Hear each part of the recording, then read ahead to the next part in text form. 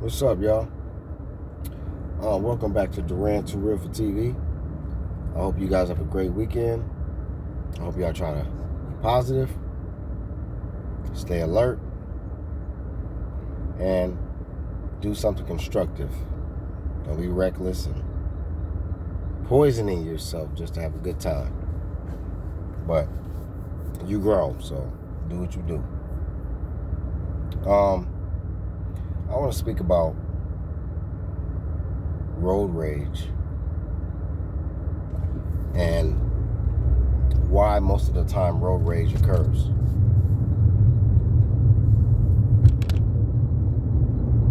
For the most part, road rage occurs mainly because people are very impatient. A lot of times they're in a rush to get to where they want to go. And then if the respect is not there, if someone's being rude and they'll try to just cut in front of someone or pump on their brakes in front of someone when they know they're trying to get to where they need to get to, it's going to become a problem. But generally, people, it doesn't matter what race they are, they're all good people, so when they're on the road, for the most part, if you're respectful to them, if you allow them to get over, if someone needs to, it don't matter what the situation is.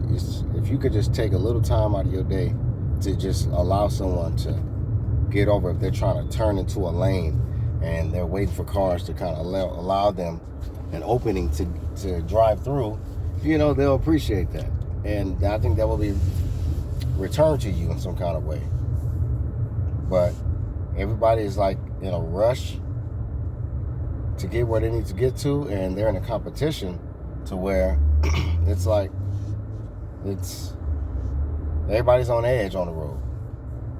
It shouldn't be World War III on the road. That's the worst. When people are just being reckless on the roads and in the streets. So I just think, remember to be a little more patient, be a little more respectful and kind. Work on being kind to people. You don't have to try to prove anything on the road, because a lot of people these days, you don't know what they are capable of doing. You do not know what these people are capable of doing nowadays. These people will empty a clip on you just to prove a point. And you know it's true. They will empty a clip on you just to prove a point. Just because you pissed them off and now you're talking mess to them and smack to them because you're upset at something they did. Maybe cut you off, slamming their brakes in front of you, didn't see you and made a turn in front of you, whatever it is, but at the end of the day, it's not worth you risking your life just to tell somebody off. We're going to talk our shit in the car and everything, but just make sure that you ain't out here making threats and getting out of your car, and now you're fully exposed and you don't know what this person is capable of doing now. But just get back home to your families. Try to make sure you get back home. If you live by yourself, just try to make sure you get to your own little personal space. Or if you got a family, that's even more important for you to second guess and think twice before you just react towards someone. I've seen a lot of bad things happen to people on the road because they got mad in that present moment and they felt like they was ready for action. And unfortunately, action was taken on them and they lost their life. And it could have all been avoided. Me being from California, in Cali, it's a lot of road rage. We're probably still the leaders in road rage deaths.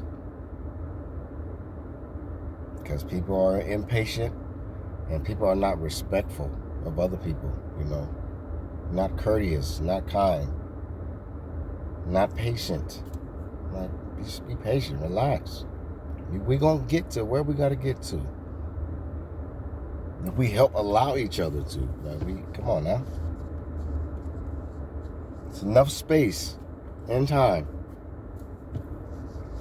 You know, some say there's no such thing as space and time. But with your space and your time, make the best of it. Don't cut it short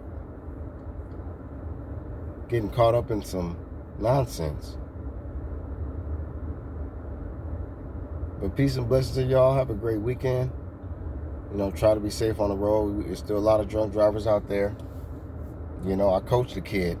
You know, when I moved out here to Texas, I was coaching out in San Antonio, and I was coaching a flag team at this time, 4, 5, and 6-year-olds, and little Jose on my team, him and his parents would be like the first ones at our practice with me, my brother, and my nephew. My nephew was the quarterback of the team at the time. And long story short, after a football game in Round Rock, we won that game, and then we stayed for the next game. The group that's a little bit older than our kids, they won, and then we all were intended to, you know, we drove home. We drove from Round Rock back to San Antonio. And they stayed a little bit later. I think they from what I heard, they stayed for the next game.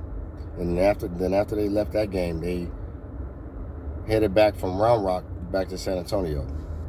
And a drunk driver was on the freeway, the 1604 freeway,